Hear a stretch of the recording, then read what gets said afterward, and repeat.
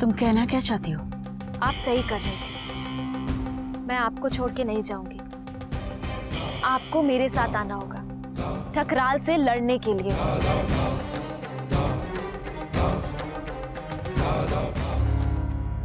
एक अकेली लड़की को ढूंढ कर मारना तुम्हारे लिए पहाड़ हो गया है बच्चा से। क्या हो रहा है रचना का? ताऊ साहब, वो लोग बहुत नजदीक पहुंच गए हैं। कह रहे थे कि आज रात पक्का हो जाएगा। एक छोटा सा काम करने में कितना टाइम लगता है तुम लोगों को? हटो यहां से। वो कौन बैठा है? कौन है वो? ये पंडित जी है। ये तो जाने वाले थे, हमने इनको रोक के रखा है बड़ी मुश्किल से। अच्छा,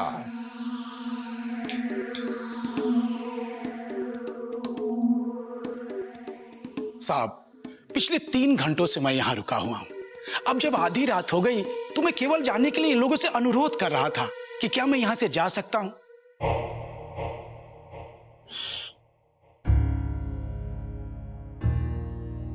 प्रणाम।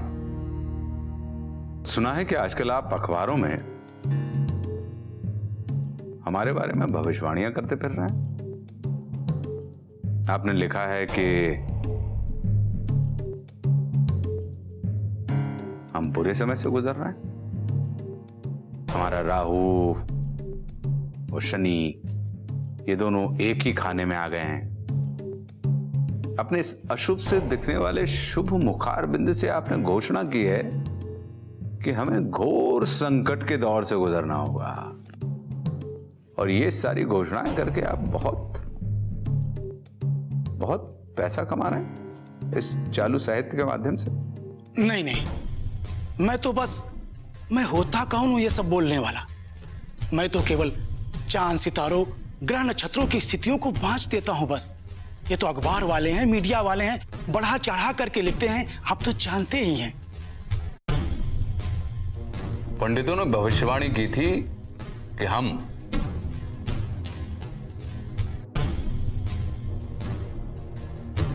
पांच साल से ज्यादा जिंदा नहीं रह पाएंगे।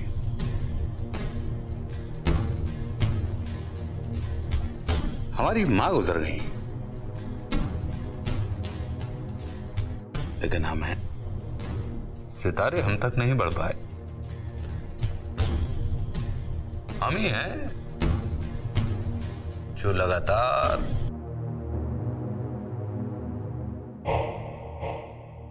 सितारों की तरफ बढ़ते जा रहे हैं। और आज सितारे हमारी मुट्ठी में हैं। आप चाहें तो मेरे हाथों की तलाशी ले लें। मेरे हाथों में लकीरों के सिवा कुछ भी नहीं। क्या बोलेंगे आपके सितारे और क्या उबाचेंगे आप बिल्कुल ठीक कह रहे हैं। यहां पर मेरी गलती अवश्य है। अब मुझे आप आज्ञा दीजिए।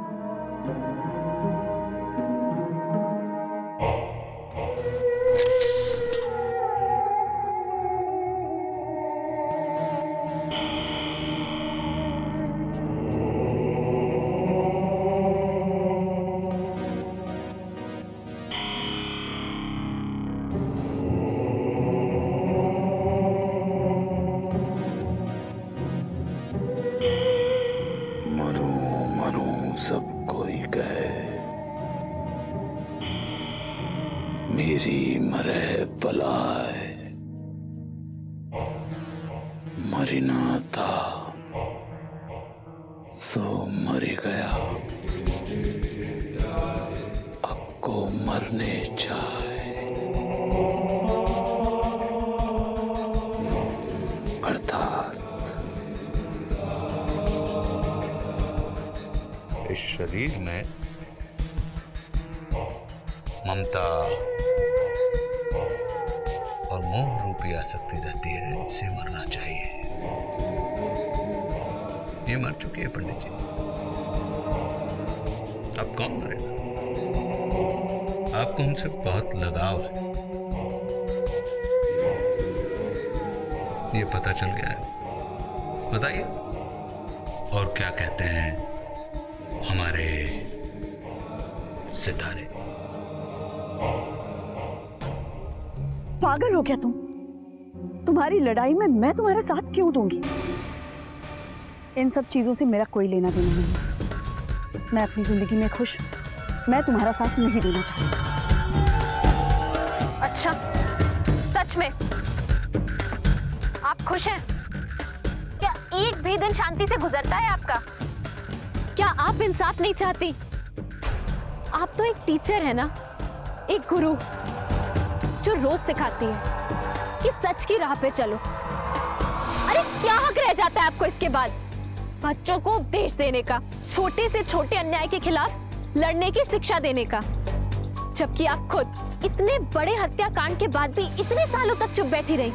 मैं उसके खिलाफ खड़ी हुई क्योंकि उसने मुझे गलत तरह से छूने की कोशिश की, लेकिन आपके साथ तो इतना कुछ गलत हो गया, उसके बाद भी आप ऐसे चुप रहना चाहती हैं।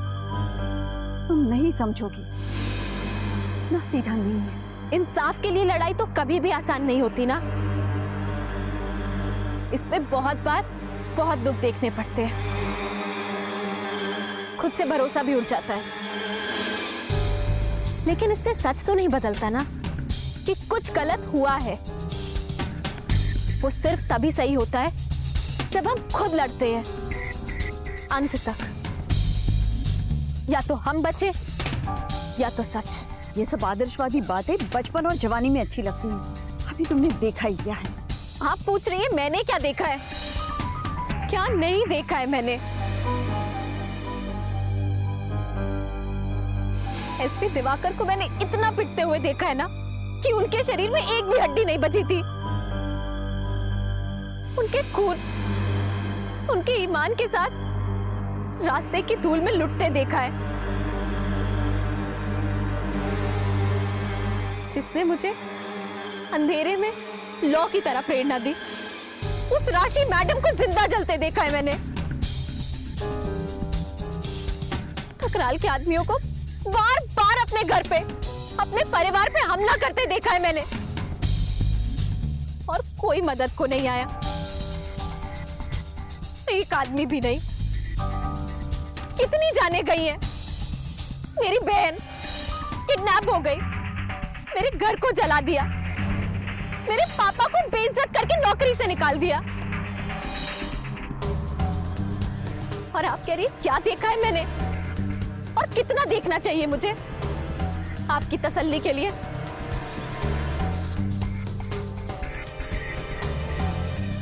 और कुछ सुनना है आपको? अरे इतने लोगों की कुर्बानी का मतलब भी समझती हैं आप? सुषमा जी, लोगों ने अपनी जान गंवा दी ठकराल से लड़ते लड़ते, खुद की बलि चढ़ा दी, जबकि वो लड़ाई तो उनकी थी भी नहीं। और आप अपने खुद की लड़ाई से दूर भाग रही हैं। आप अपने परिवार के हत्या के बदले में चुप रहना चाहती हैं।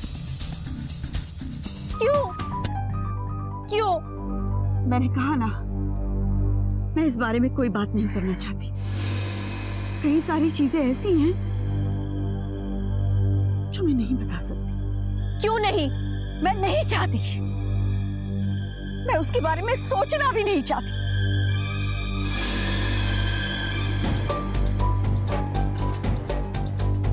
ये तुम जाना चाहती हो ना यहाँ से?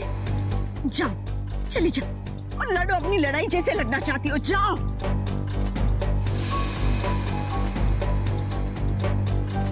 मैं भी ये गांव छोड़कर आज ही चली जाऊंगी, कहीं दूर चली जाऊंगी। ठीक है, जाइए,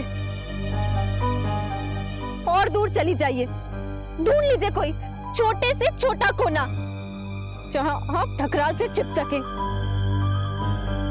लेकिन आप खुद से कब तक छिपेंगी?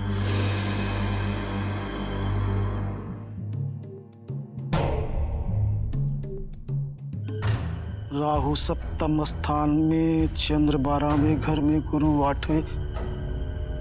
बताए जी, आपकी कुंडली के अध्ययन के पश्चात ये पता चलता है कि आपके परिवार में दिक्कतें आ सकती हैं, या कोई अनहोनी घटना घट सकती है, या फिर आपके नजदीकी को चोट लग सकती है, या फिर आपके बिजनेस में नुकसान हो सकता है। और बोलिए। एक दुश्मन आप तक पहुंचने वाला है।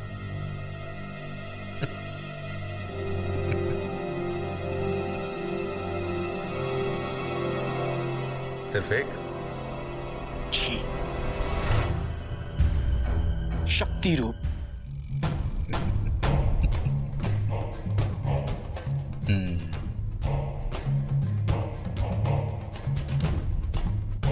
यानी स्त्री। आपके ग्रहों की स्थिति तो यही कहती है कि आप सब पर राज करेंगे, हर एक पर राज करेंगे। किंतु एक स्त्री आएगी जो आपको नष्ट कर देगी।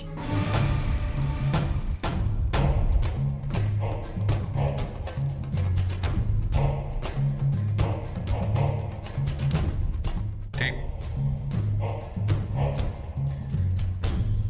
धर्म की जय हो महाराज। और ये भी जान लीजिए, सिर्फ आपके अपने परिवार का खून नहीं, ठकराल ने आज तक जितने भी खून किए ना, उस सबकी जिम्मेदार आप हैं। आपके हाथ बाकियों के खून से भी रंगे हुए हैं। कहना क्या चाहती हो तुम? अगर आपने 17 साल पहले आवाज उठाई होती, उसे उस समय सजा दिलवाने की कोशिश की होती ना, तो वो आज इतना बड़ा और क्रूर राक्षस नहीं होता। कितनी जानें बच गई होती। एसपी दिवाकर, राशि मैडम, और वो मुझे हाथ लगाने की हिम्मत भी नहीं करता।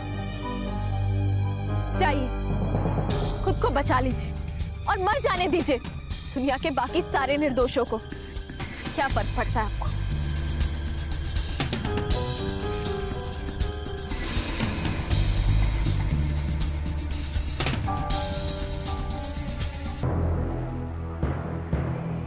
रुको रचना, मैं तुम्हारे साथ चलूंगी। तुम्हारी इस लड़ाई में अब मैं तुम्हारे साथ हूं।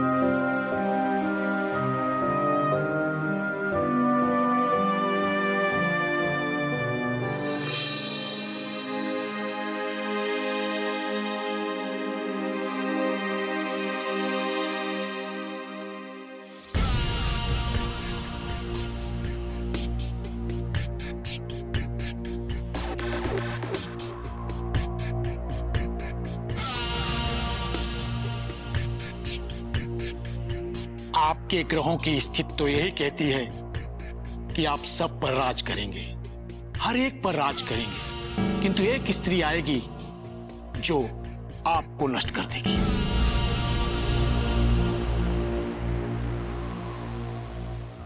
सुबह हो गई है, अब हमें निकलना चाहिए। सब कितने खुश हो जाएंगे मुझे देखकर और आपसे मिलकर भी। इतनी जल्दी नहीं रचना। मैंने तुम्हारी लड़ाई में तुम्हें मदद करने का फैसला किया है, लेकिन इससे पहले मुझे पूरा भरोसा होना चाहिए कि तुम इस लड़ाई के काबिल हो।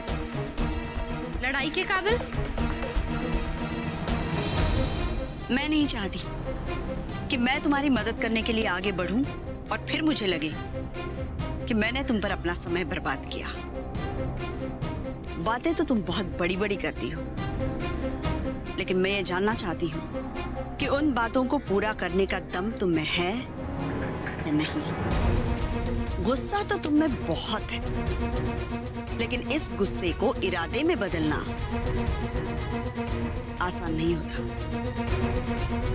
मैं 6 महीने से जूझ रही हूँ ठकराल से बिना रुके। 6 महीने? ये तो बहुत कम समय है।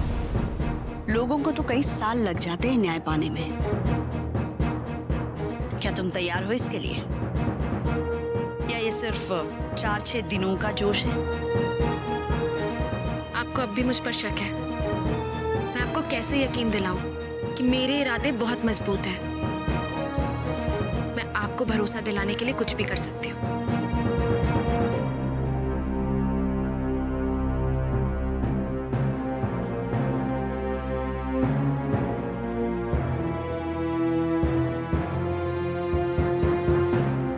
ये जंगल देख रही हो? बहुत ही घना जंगल है।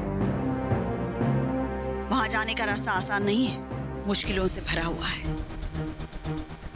इस जंगल को पार कर तुम्हें एक ऐसी जगह पे पहुंचना है जहां पे तुम्हें एक बहुत ही दुर्लभ जंगली फूल मिलेगा, पीले रंग का पुटुस।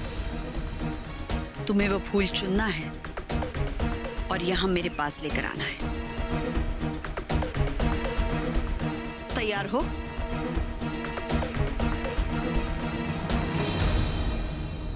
ये कैसा इम्तिहान है? ये तुम्हारे धैर्य और आत्मशक्ति की परीक्षा है। जंगल बहुत खतरनाक है, बड़े बड़े जानवर भी हैं और सांप भी हो सकते हैं। क्या फिर भी तुम ये करना चाहोगी?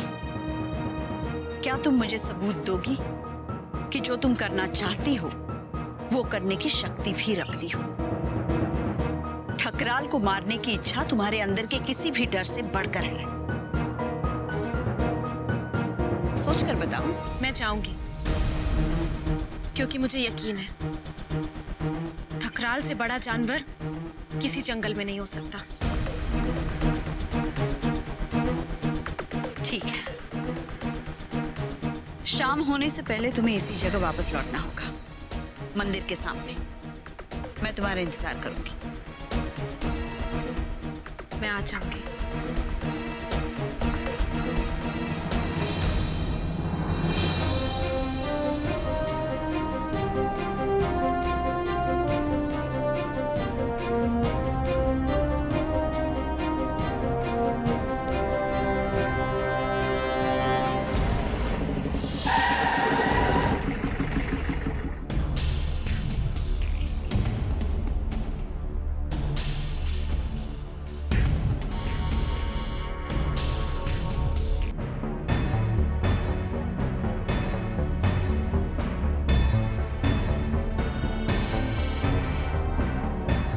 तुम ही हो इस गांव की टीचर ना? वो लड़की तुम्हारे साथ ही रह रही थी, है ना? कहाँ है वो लड़की? अबे कुछ बोलती क्यों नहीं?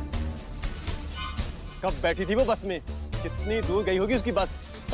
बस वो तो वो अब तक तो 2 गांव तक दूर चली गई होगी। आपको जल्दी करना होगा। चलो।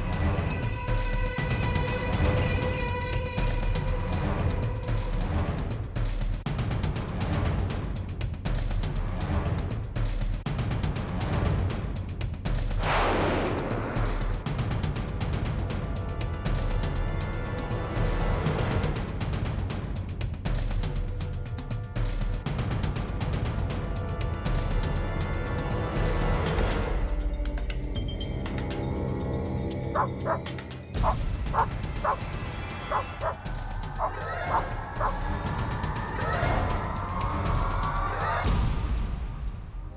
मार्ग का योद्धा अक्सर हार का सामना करता है, लेकिन हार मानता नहीं। वो उदास होता है, हार में निराश भी होता है, लेकिन उसकी आत्मशक्ति उसे हमेशा वापस उसके पैरों पर खड़ा कर देती है। ऐसे सच्चे इंसानों को पहचानने के गुण मैं आपको पहले ही बता चुकी हूं। तो क्या आपके आसपास कोई ऐसा है जो इस कसौटी पर खरा उतरता हो? क्या आप ऐसे हैं? अगर हां, तो मुझे यकीन है कि आप में एक और गुण जरूर होगा, और वो है कृतज्ञता।